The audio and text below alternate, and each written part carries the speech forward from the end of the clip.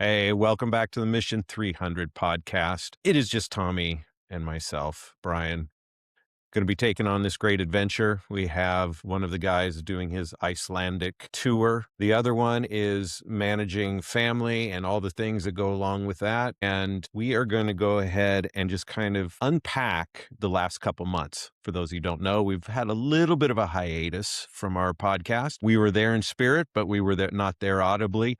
So we are going to help unpack a little bit what has been going on. We just finished myself, I've just got back to Thailand, and we had just finished our US project tour and did several events and really walked away with a lot of learnings that me and Tommy, just for the first hour before we hit record, have been unpacking what we've learned, what we've gathered. And this is really going to hit young men and men in general of things that we actually need that we don't even know we need. And what does that look like? How do we get it? How do we build the relationships that will actually take us forward? How do we step and do uncomfortable things that we know are going to make us better, but we don't know how to actually do it? How do we measure cost of what's it going to cost to get to the next phase, and how's it going to affect other people's lives?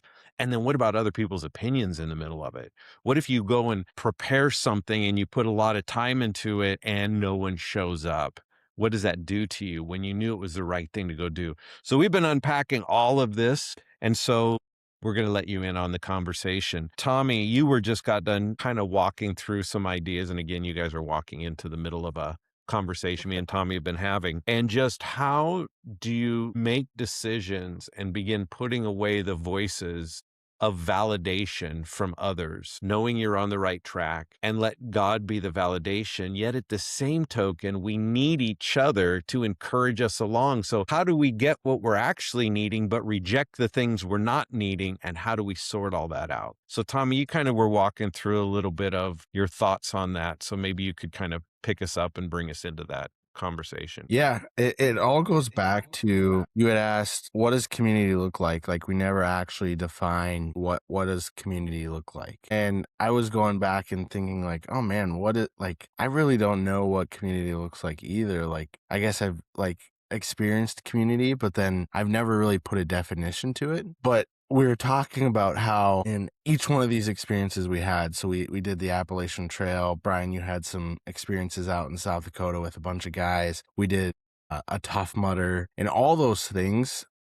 I think what stood out the most was the invitation of a friend into something, right? Inviting someone into something and actually walking along with them. It wasn't just inviting someone to do something, but it was inviting them into something. And you will do along the way, right? Like, we will hike along the way, but I'm inviting you to experience this with me, to be out in the woods with me, to take on all these challenges. And through that invitation, like, even if you don't know the people well, I think of like the groups we had, like Brian, you might know the guys better, but in the Appalachian Trail, I knew Brian, I knew Caleb. That was really it. I knew David as well, but there's a lot of guys I didn't know that by doing something together, the camaraderie of doing that together instantly breaks down all those walls. And it's the walls of people's opinions, right? Like, I don't think anyone, and I guess we can go ask the guys, but like, was anyone thinking about the others' opinions of them on the trail? No, because we were starting to listen to the Father's voice. Like, we're starting to hear the Father's voice and listen to who he says we are. And just walking through that, like with the Tough Mudder too, like,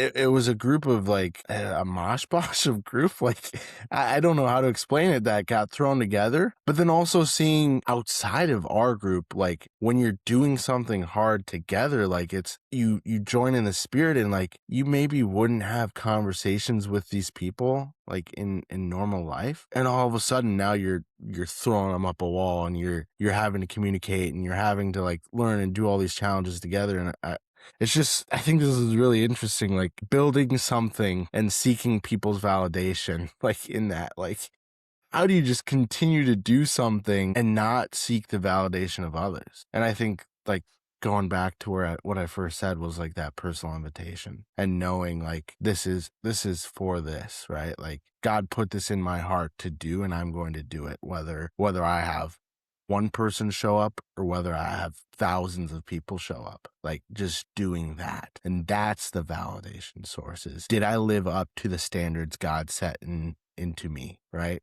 Did I follow through on who he says I am? Am I living how he says I am? That's the validation. And Brian, I think I'll toss it back to you. You had asked about like the enemy trying to get it to prove, like he wants you to prove it. Like, can you dive into that? Because we were just talking about that, and I thought that was really good. So Yeah, and one thing I think in this conversation that we can kind of circle back around to too is the difference between valuation and validation. So I think it's up to us to take gifts and skills that have been put into us or we've been given an opportunity with and make them very valuable. Validation is when spectators are determining if it's valid or not, or if it's worthy or not. Valuation means you become something that's of necessity for a group of people. So part of it is we could be trying to bring our value to the wrong group of people. Like we're trying to bring I'll use a sport thing. You're trying to bring soccer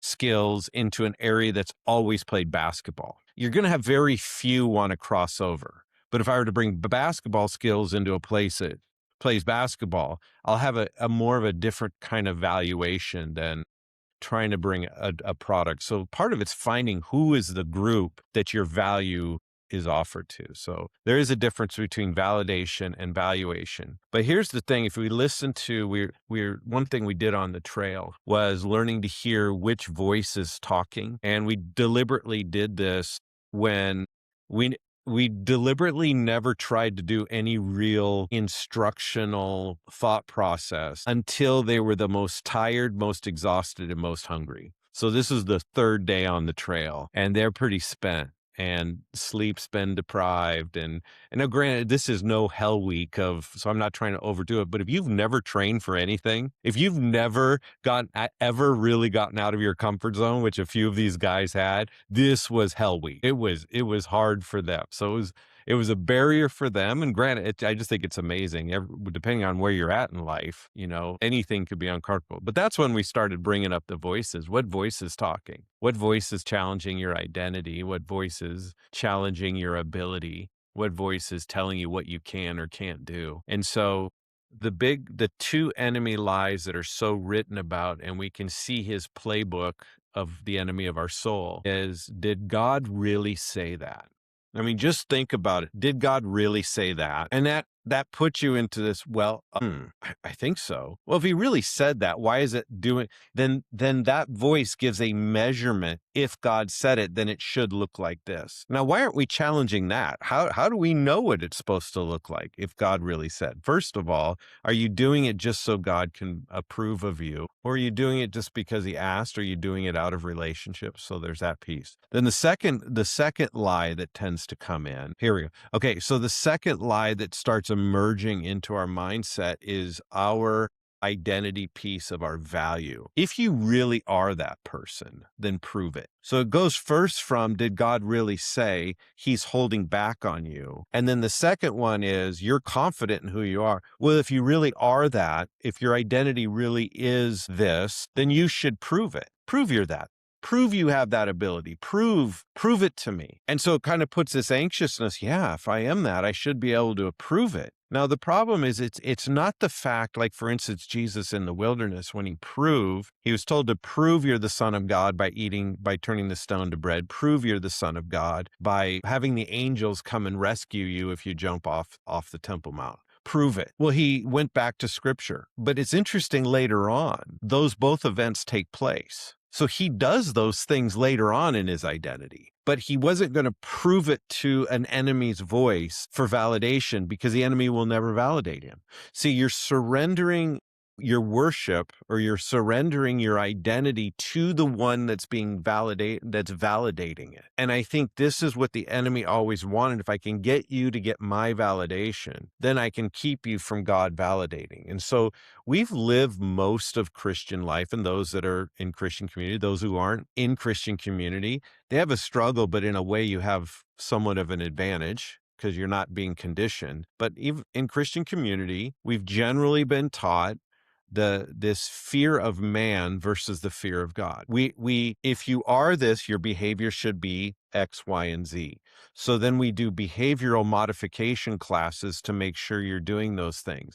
Well, I can get someone who doesn't believe in God to be behaviorally modified. We've seen this under Stalin was able to do this. Mao was able to do this. You can get conformity in our world. You can get someone to conform to your behaviors and your mannerisms, but that doesn't mean your heart's anything different. So we have to be able to step back and say, why do I need to prove it to you? Now, that does not excuse us not developing our gifts to offer with value. So it's this weird thing, like you could go, well, that's just the enemy wanting to prove it. I don't need to prove nothing. So you do nothing. Well, that's a dishonor too. So there's this weird tension line between I don't need to prove anything, yet I need to give of what myself is, but I'm giving it to God. So back to the fear of God. I fear God, so his opinion is the only one that matters. And he told me I am this, so I am going to develop everything about me to bring out that gift. When I hear the voice that says, did God really say to do that? I automatically know the lie.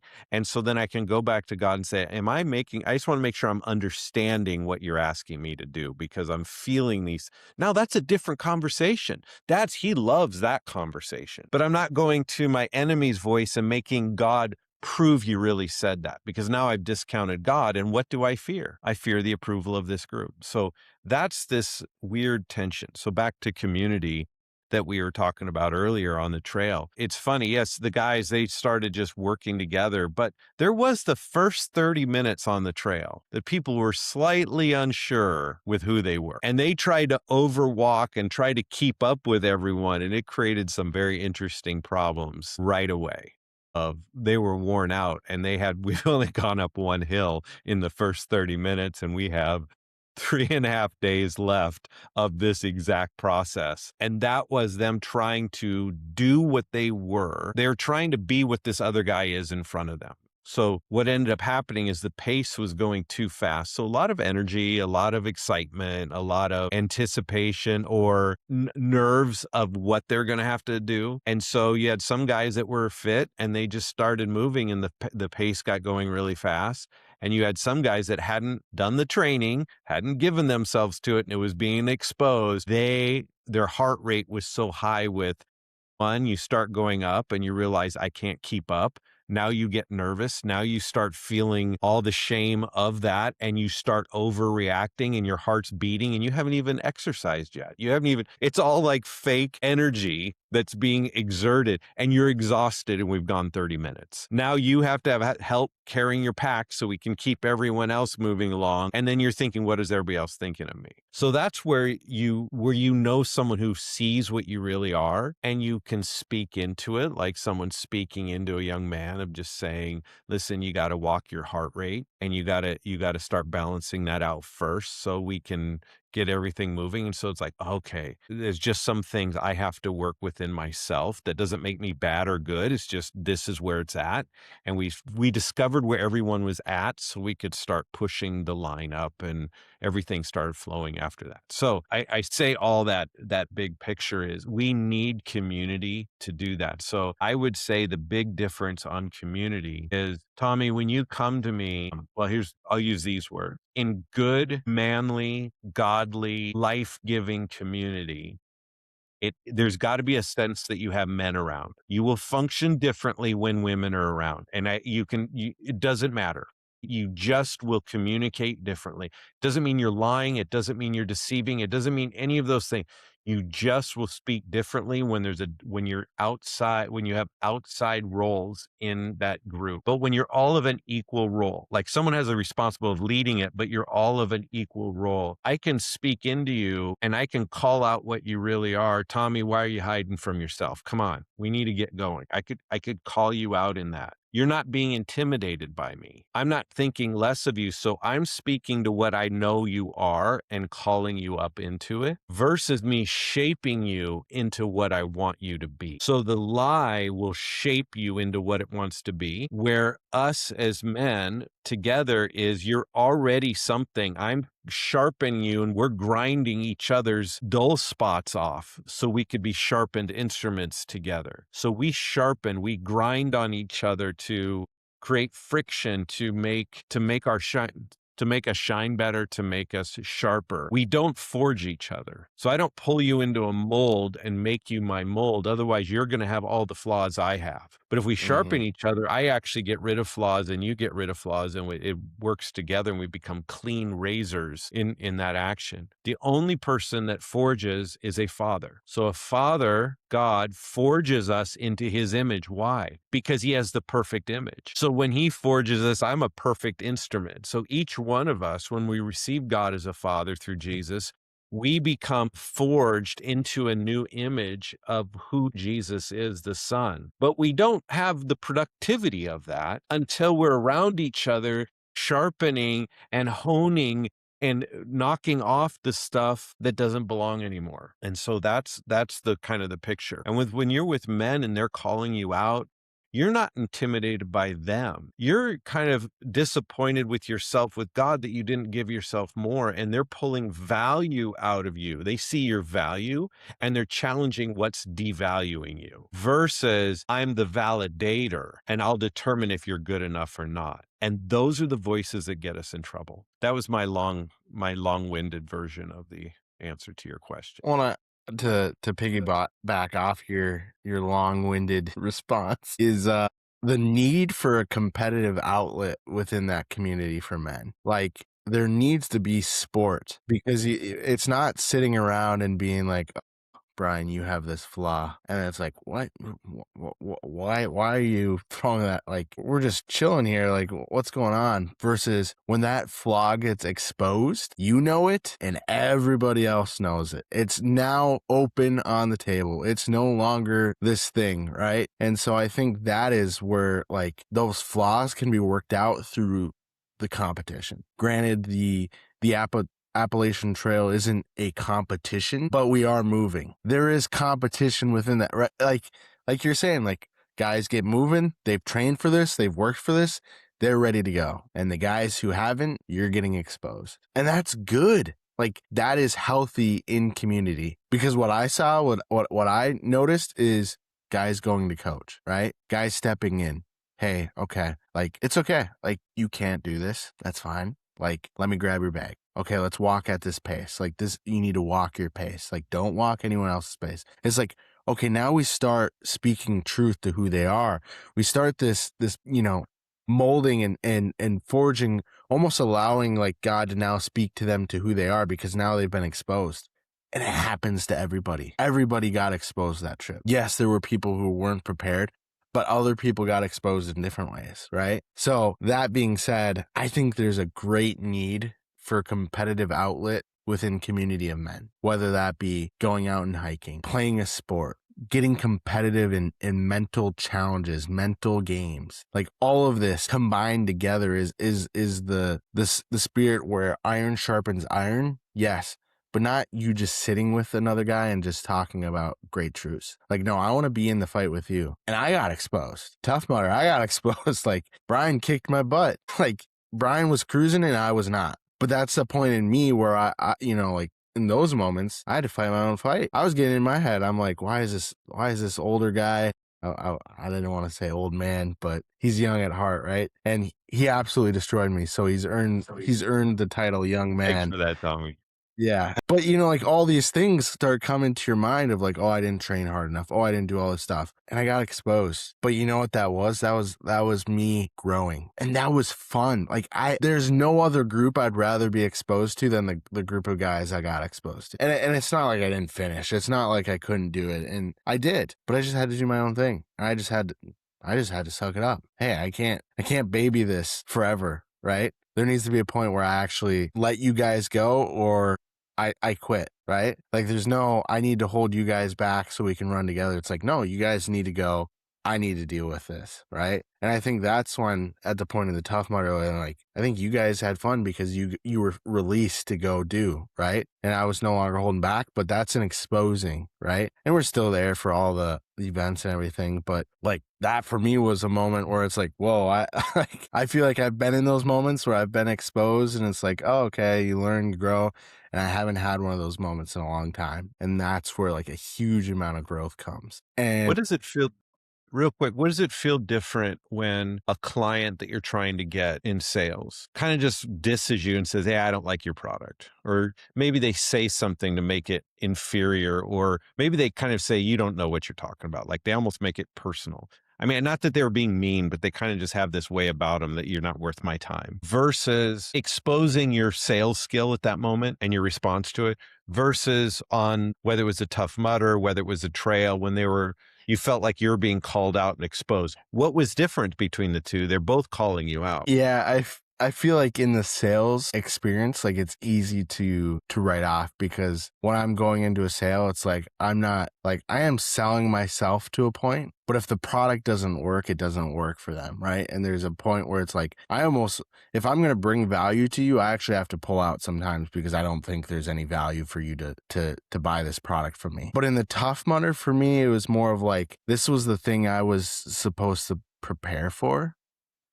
This is the stuff that like these guys did do that work and I didn't. And I think that's more of the exposing of like I can be rejected in sales because I'm confident because I know I have a solution that I can provide that thousands of others will buy. And so for you saying no to me is it's nothing, right? Like it I mean, sometimes it hurts. Like I'm gonna be human. Like sometimes getting that no and it's like, oh, that would have been a nice commission check, or oh, that would have been X, Y, and Z, or, would have put this accolade or whatever. And so sometimes it hurts. Yes. But also sometimes it's just going to like the right environment, going to the right person, trying to solve the right problem, and going to the people that appreciate and want you there and want to solve the problem. And that I feel like, I don't know, it's just different to me. That's a good question though. I would like to explore that more because the Tough Mudder for me was like so exposing. And I feel like I haven't been like that undressed and naked in front of so many, like not literally, but you know what I mean? Like so exposed of like, this is who you are. Like you didn't train as much as you should have. But then the cool part about community is like each one of you were there for me no matter what. Like if I couldn't do something, like you guys were there to lift me up and throw me up. And like that was the thing for the whole group was like that. And that is the cool thing about like I don't want to say like getting exposed is like a great thing because like you didn't do the work to lead up to it, but it does show that you have brothers that are in the fight willing to do that for you. So now I know for myself, if I'm ever doing that Tough Mudder again, I'm training not only so that I can go through, but can I bring someone along with me who hasn't done the preparation? That's, I think, what is the true value of like attempting the Tough Mudder. Like, yeah, I think it's a point to prove it to you. Like, can I do this physical thing? But can you bring someone along with you in that? And I think that's like one of the cooler things. Like, I didn't carry 2 bags on the Appalachian Trail. I trained for 1 bag. I trained for my bag, right? I did great job with my bag, but there was others that needed the help and I wasn't able to do that. So it's like, that's another exposing realm, right? Wasn't as exposing as other people, but it was exposing to me because I realized, oh, if you're going to lead something, you're going to lead something. And that might mean actually like picking up, like literally picking someone else up and carrying them out. That is leading. So that's a whole another level of exposing, I guess. It's interesting, and all these things that we did and what you're explaining right now is these interesting tensions. between two opposing parts. And in our world, we tend to seek comfort as the solution, or making it easier is the solution. And I have just come to an absolute conclusion that that is being mothered, and it is the killing what we actually are. But being fathered means I'm going to make you stronger. I'm going to help you become even more resilient towards what you're facing, that you're not having the same response when you see it. But this removing of it isn't the issue. So there is a little bit in true camaraderie that someone will get in your face and call you out for what you're doing.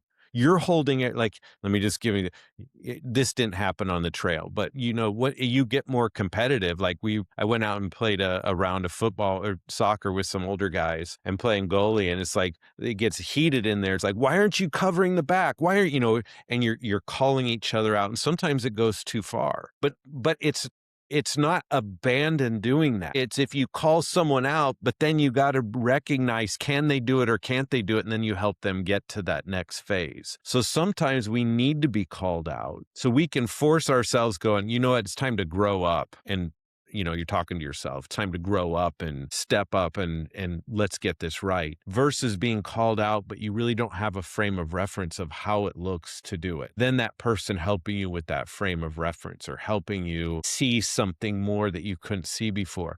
So it's not throwing away an abuse, because keep in mind, the enemy does not create a new strategy. He twists the truth. That's what makes it so hurtful, is we do need to, like when we go do a trail or you're doing a hike, it's not about you. So there's that truth. It's not about you. It's about what you prep so you could offer to someone else. But if all you do is prep and are always offering to the same person, but never have that person step up, you're not offering anything. You're actually cheating them. So you're always in this paradigm of we're all growing up together. So there's a time to call up.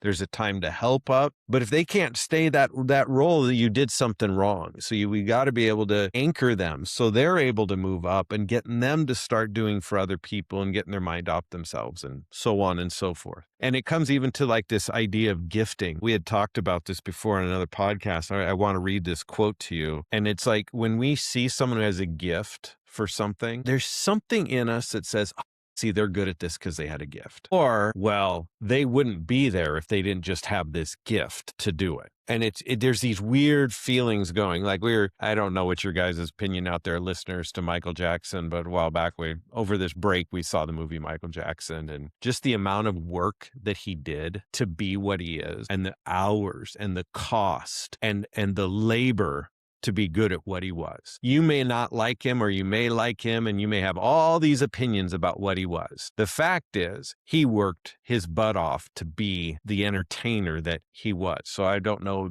personal life. We can only sit and hypothesize.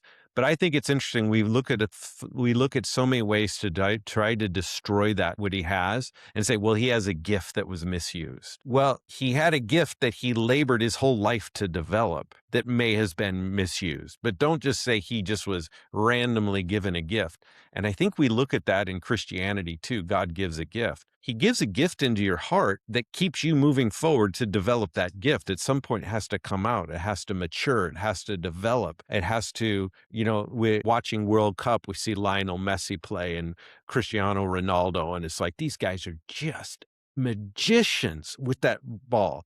And if you just went to say, well, that's because you have a gift. What an insult to the cost that they went through to get to where they got to. Now, part of their gift was realized when they labored and put themselves through everything to bring out the gift. But I would say one of the greatest aspects of a gift is the drive to keep going and developing. Cameron Haynes has a gift for archery, but the gift is that that he can stay at and have the joy of developing the gift or the skill. And I think that's almost the greater gift. And this was interesting. This was from I watched on the airplane when you have a 24-hour flight, you tend to watch a few of the movies, and some of them are okay and others are good, but I watched this one on Bob Dylan and his story of his life, of how he got to where he was, and I thought it was very interesting as he made this statement. Find it here real quick. So Bob Dylan was asked to go, he was in this transition of going from being a folk singer to adding his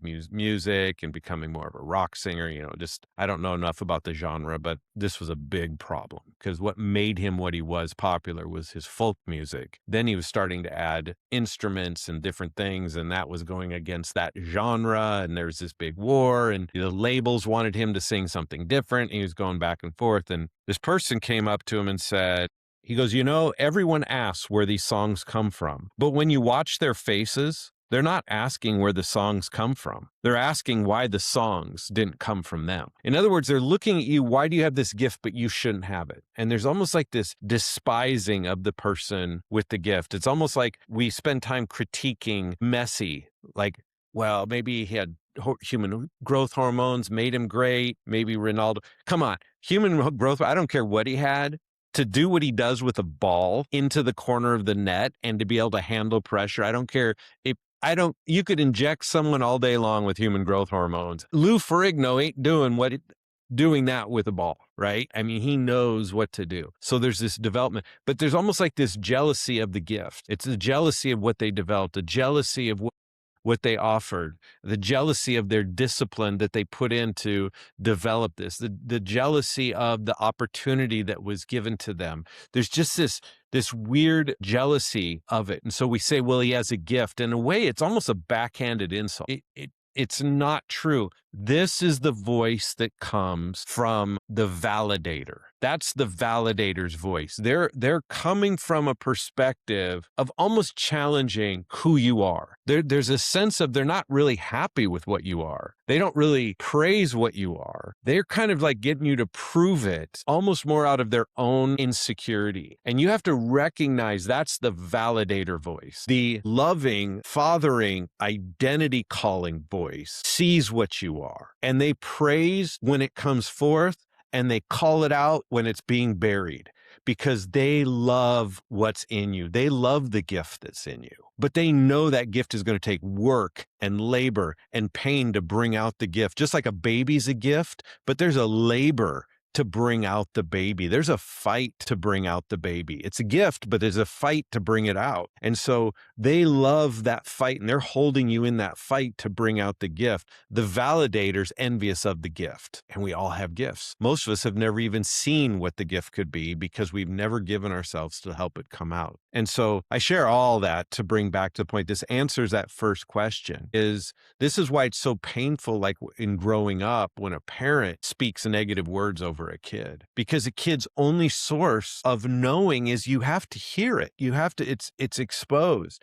And if it's a validator, and here's the other evil of a validator, they don't see you as good enough. So they're always looking for comfort to bring you it's okay. Just take a break. It's all right. And they take on that fake motherly role that brings you into comfort, because what they're saying is you're not good enough without me doing this. And that is just as evil as someone doing a fake praise of comfort, but is basically saying you're not good enough. You're lower. It's okay. It's okay that you can't accomplish anything. Well, you may not accomplish X, but you can accomplish Y, or you may be able to accomplish Z, but that's a validator. But a fatherly role brings you out, and you're saying, I can't do this. I don't know how. Pick up your pack. Let's walk. Change the pace. And I'm going to stay with you. So we talked about you go into where they're at and you walk them to where you are. And we noticed that on that men's weekend that we did up in South Dakota. We had this great property. We had all the guns you wanted to shoot. All the ammo was donated. We could shoot as long as we want. We had four-wheelers that were free to use. We had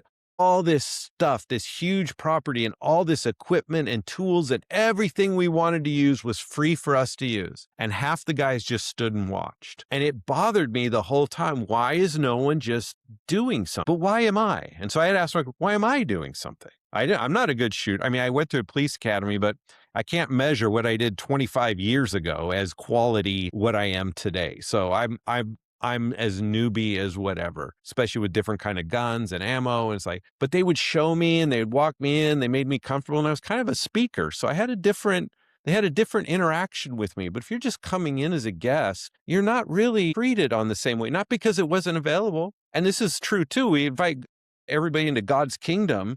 Hey, come in, take the gifts, and we can talk about the gifts. We can talk about the benefits.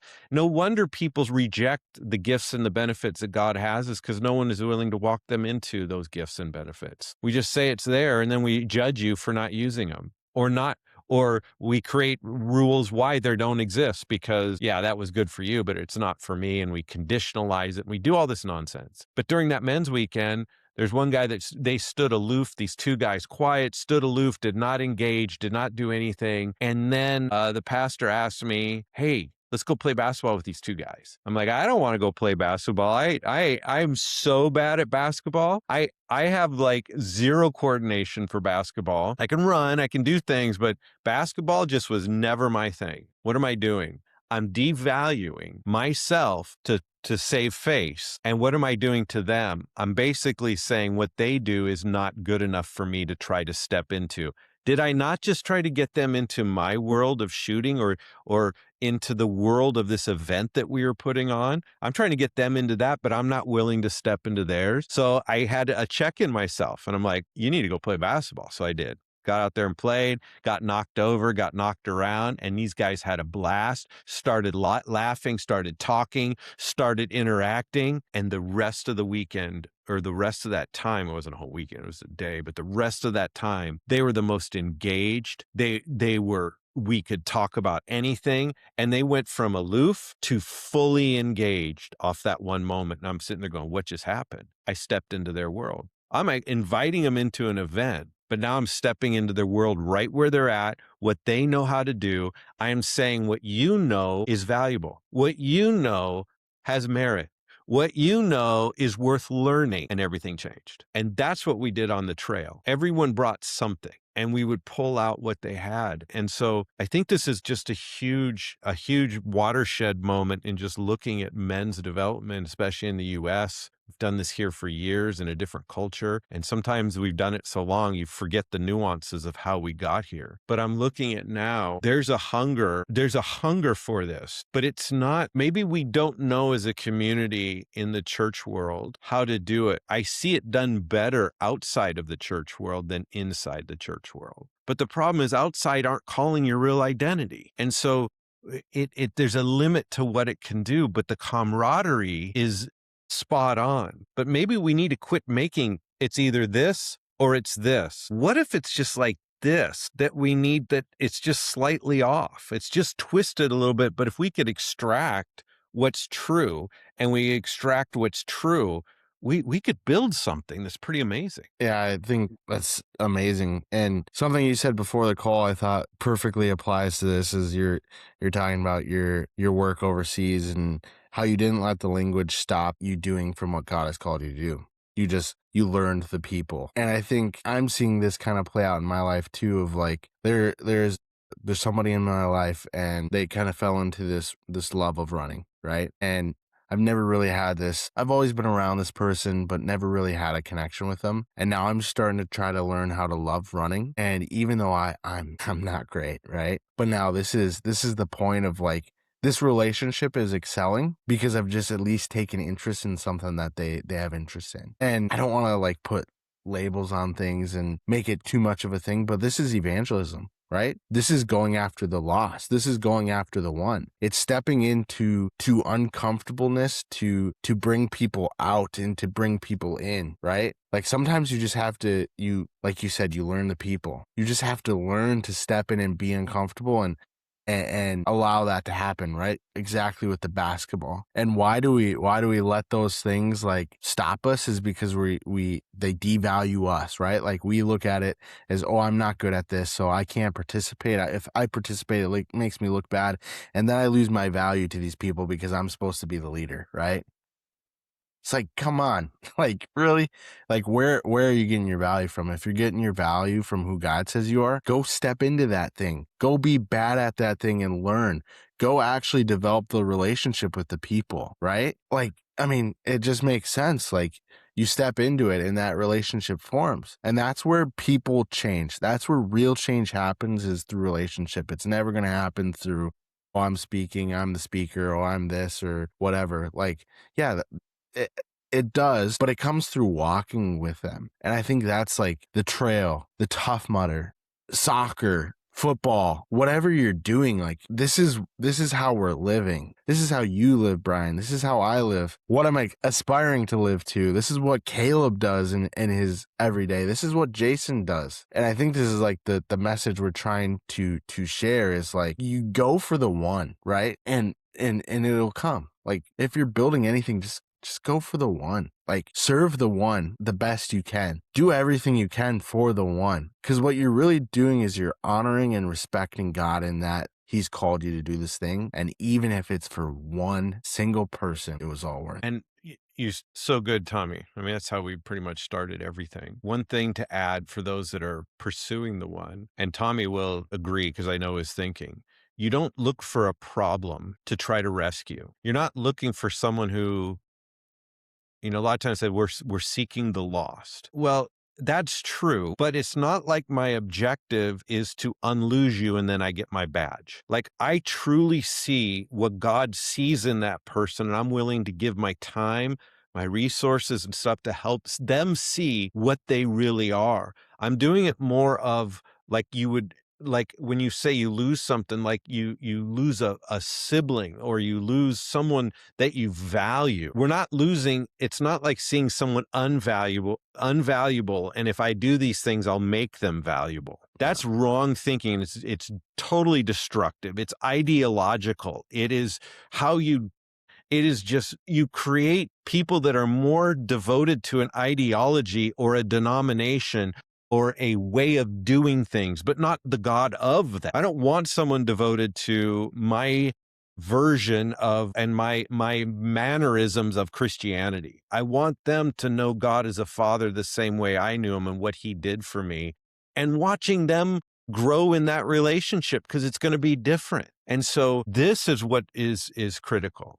And so you didn't, I just wanted to add that on there because I think that's super important. That it's when we brought these guys on the trip, we didn't find the most broken or whatever. There's certain things that we are good at dealing with. And so of course we get some of that, but they didn't have to. They weren't all in that cookie cutter box. And when they walked away, they should have seen us more as equal valued of what they are, that we walked a trail together and we did it all together.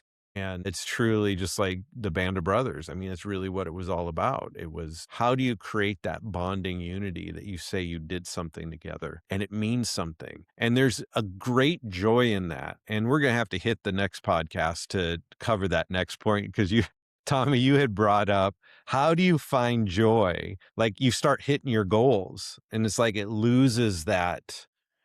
Okay, now what? So do you just change, or what's going on? Or how do I enjoy the journey? And am I on the right journey? How do I pick the right journey? So we dealt with a little bit of voices. And by the way, we'll never quit dealing with this. This is probably every 8th podcast. We'll come back around to this topic. But now it's, how do I take all that I am, and I accomplished this Tough Mudder. I accomplished, the Appalachian Trail and the logistical nightmare to bring that whole thing together over a year to pull that together. And then it's over. And it's like, okay, now what? Oh, we got to get on to the next one. No, we can't keep just chasing that either. God, how do we find joy in bringing that about? And how do we have the continuity where there's joy in life? Now, different than happiness, different than comfort, different than relaxation, different than retirement. I'm talking about true joy where even in the hardest things, you keep wanting to give into it. That's a gift. That's a gift. We want the gifts of joy, the gifts, right? Aren't they called gifts of the Spirit? Joy, peace, long suffering, gentleness, good. We've made them so fruity, which they are fruits, I guess they are fruity. We made them so fruity in these weird, safe little environments when it's like, man, these are such powerful, deep strengths that you could be put into anything and put to the test, and you got joy. How do you have that joy? Man, I'm keeping going. Why are you still smiling when you're so tired? Man, I got joy. Like, I'm talking about, that's gifting. That's the gifts that keep us doing the things that we need to do. So, final words, Tommy? Well, just man, long suffering. Is that really a gift? I think that's a whole podcast right there, I think, and learning to find joy and all that stuff in there. Like, I think that's the almost the next step in this journey is you've got community, you're doing hard things together. Now, what does it mean to develop those gifts and where does that joy come from? Because I can tell everyone here, man, if you put your joy in the things of the world, man, it's just so disappointing. And I mean, Brian, you know this. I mean, everyone probably knows this. Like, man, you hit a goal and it's just a number, man. You just flipped a number, right? But if we can learn to develop long suffering, if we can be joyful in the doing of hard, sucky things and come out on the other end accomplished and maybe a little tattered, maybe a little muddy,